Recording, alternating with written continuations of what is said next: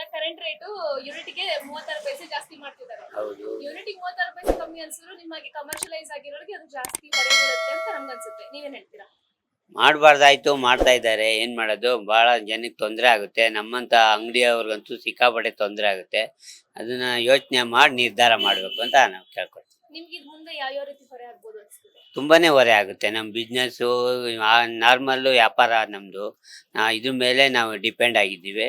ಹಂಗಾಗಿ ಸ್ವಲ್ಪ ಕಡಿಮೆ ಮಾಡಿದ್ರೆ ಒಳ್ಳೇದು. ಈ ಸರ್ಕಾರ ಬಂದಾಗ್ಲಿಂದ ನಿಮ್ಗೆ ಏನೇನ್ ಪ್ರಾಬ್ಲಮ್ ಆಗ್ತಾ ಇದೆ? ಎಲ್ಲಾ ರೀತಿಲೂ ಪ್ರಾಬ್ಲಮ್ ಆಗ್ತಾ ಇದೆ. ಎಲ್ಲ ಸ್ಕೀಮು ಅಂತಾರೆ, ಇಲ್ಲಿ ನೋಡಿದ್ರೆ ಎಲ್ಲ ಒಂದೊಂದು ರೈಸ್ ಮಾಡ್ತಾರೆ. ತಿರ್ಗಿ ಹಾಲಿಂದ ಏನೋ ಮಾಡ್ತೀವಿ ಅಂತ ಮಾತಾಡ್ತಾ ಇದ್ದಾರೆ. ಅದು ಯಾವತ್ತಾಗುತ್ತೆ ಗೊತ್ತಿಲ್ಲ. ಈಗ ಕರೆಂಟ್ ರೇಟು ಯೂನಿಟ್ಗೆ 36 ಪೈಸೆ ಜಾಸ್ತಿ ಮಾಡ್ತಿದ್ದಾರೆ. ಹೌದು. ಯೂನಿಟ್ಗೆ 36 ಪೈಸೆ ಕಮ್ಮಿ ಅನ್ಸಿದ್ರು ನಿಮಗೆ ಕಮರ್ಷಿಯಲೈಸ್ ಆಗಿರೋರಿಗೆ ಅದು ಜಾಸ್ತಿ ಹೊರೆ ಬೀಳುತ್ತೆ ಅಂತ ನಮ್ಗನ್ಸುತ್ತೆ. ನೀವೇನ್ ಹೇಳ್ತೀರಾ?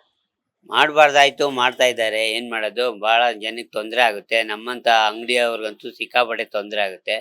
ಅದನ್ನ ಯೋಚನೆ ಮಾಡಿ ನಿರ್ಧಾರ ಮಾಡ್ಬೇಕು ಅಂತ ನಾವು ಕೇಳ್ಕೊಳ್ತೀವಿ. ನಿಮ್ಗೆ ಇದು ಮುಂದೆ ಯಾವ ರೀತಿ ಹೊರೆ ಆಗ್ಬೋದು ಅನ್ಸುತ್ತೆ? ತುಂಬಾನೇ ಹೊರೆ ಆಗುತ್ತೆ. ನಮ್ಮ ಬಿಸ್ನೆಸ್ಸು ನಾರ್ಮಲ್ ವ್ಯಾಪಾರ ನಮ್ದು, ಇದ್ರ ಮೇಲೆ ನಾವು ಡಿಪೆಂಡ್ ಆಗಿದ್ದೀವಿ.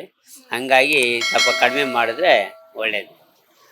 ಈ ಸರ್ಕಾರ ಬಂದಾಗ್ಲಿಂದ ನಿಮ್ಗೆ ಏನೇನ್ ಪ್ರಾಬ್ಲಮ್ ಆಗ್ತಾ ಇದೆ?